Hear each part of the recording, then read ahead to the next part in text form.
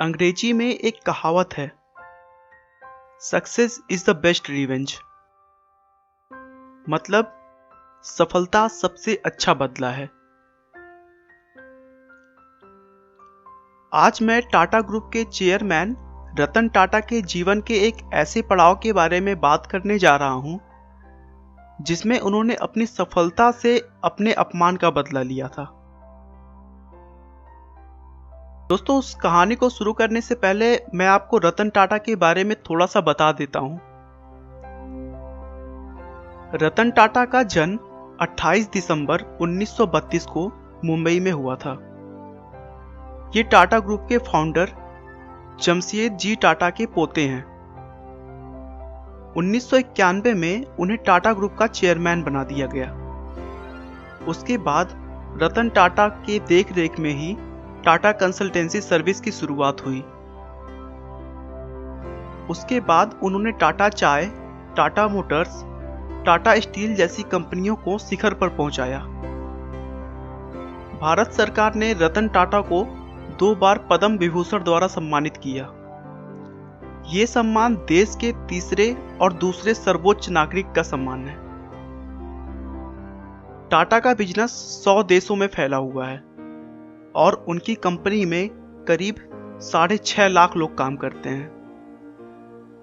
दोस्तों, सबसे बड़ी बात टाटा ग्रुप की यह है कि वो अपने फायदे का 66% चैरिटी में दान कर देते हैं। दोस्तों, मुझे उम्मीद है कि आप रतन टाटा के बारे में थोड़ा सा जान गए होंगे। चलिए अब बात करते हैं उस घटना के बारे में जिसमें रतन टाटा ने अपने अपमान का करारा जवाब अपने सफलता से दिया था। बात उस समय की है जब टाटा ग्रुप ने 1998 में टाटा इंडिका कार बाजार में निकाली थी। रतन टाटा का यह ड्रीम प्रोजेक्ट था। इसके लिए उन्होंने बहुत मेहनत की थी, लेकिन इंडिका कार को मार्केट में रिस्पांस अच्छा नहीं मिला, जिसके कारण कुछ सालों बाद टाटा मोटर्स घाटे में जाने लगी थी। टाटा मोटर्स के साझेदारों ने रतन टाटा को कार व्यापार में हुए नुकसान की पूर्ति के लिए कंपनी को बेचने का सुझाव दिया और न चाहते हुए भी रतन टाटा को अपने दिल पर पत्थर रखकर यह काम करना पड़ रहा था। वे टाटा मोटर्स के साझेदारों के साथ अपनी कंपनी बेचने का प्रस्ताव फोर्ड कंपनी के पास ले गए, जिसका हेडक्वार्टर अमेरिका में है। फोर्ड कंपनी के साथ रतन टाटा और उनके पार्टनर्स की मीटिंग करीब 3 घंटे तक चली। फोर्ड के चेयरमैन बिल फोर्ड ने रतन टाटा के साथ बहुत बदसलूकी सा व्यवहार किया और बातों ही बातों में यह कह दिया कि जब तुम्हें इस बिजनेस के बारे में कोई जानकारी नहीं है तो फिर तुमने इस कार को लॉन्च करने में इतना पैसा क्यों लगाया। हम तुम्हारी कंपनी को खरीदकर बस तुम पर एहसान कर रहे हैं। यह बात रतन टाटा को दिल पर लग गई। वह रातों रात अपने पार्टनर्स के साथ उस डील को छोड़कर वापस चले आए। बिल फोर्ड की उन बातों को रतन टाटा भुला नहीं पा रहे थे। वह उनके दिमाग में बार बार आ जा रही थी। उसके बाद रतन टाटा ने अपनी कंपनी किसी को भी ना बेचने का निर्णय किया।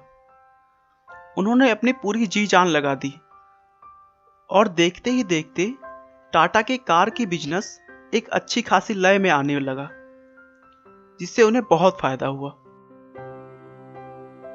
वहीं दूसरी तरफ फोर्ड कंपनी लॉस में जा रही थी और सन 2008 के अंत तक दिवालिया होने की कगार पर थी।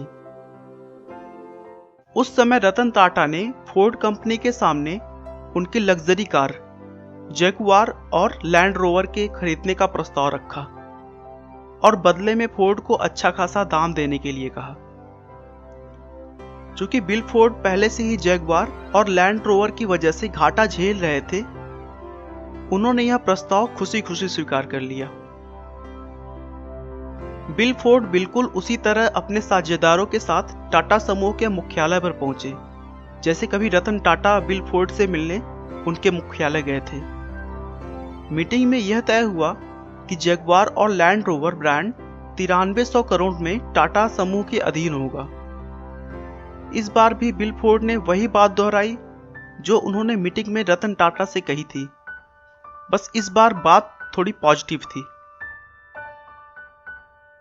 बिल फोर्ड ने कहा कि आप हमारी कंपनी खरीदकर हम पर बहुत बड़ा एहसान कर रहे हैं। आज जगुआर और लैंड रोवर टाटा समूह का हिस्सा है और बाजार में बेहतर मुनाफे के साथ आगे बढ़ रहा है। रतन टाटा अगर चाहते तो बिल फोर्ड को उसी मीटिंग में ही करारा जवाब दे सकते थे, लेकिन रतन टाटा अपने सफलता के नशे में चूर नहीं थे। यही वो गुण है जो एक सफल और एक महान इंसान के बीच का अंतर दर्शाता है। जब व्यक्ति अपमानित होता है तो उसका परिणाम क्रोध होता है, लेकिन महान लोग अपने क्रोध का उपयोग अपने लक्ष्य को प्राप्त करने के लिए करते हैं। आपका बहुमूल्य समय देने के लिए बहुत बहुत धन्यवाद। इस वीडियो को लाइक करके आप हमारा मनोबल बढ़ा सकते हैं। मैं हर रोज एक नई इंस्पिरेशनल और मोटिवेशनल वीडियो के साथ आता हूं। दोस्तों, अगर आप हमारे वीडियो को मिस नहीं करना चाहते तो कृपया चैनल को सब्सक्राइब कर लें। आपको यह कहानी कैसी लगी हमें कमेंट करके जरूर बताएं। धन्यवाद।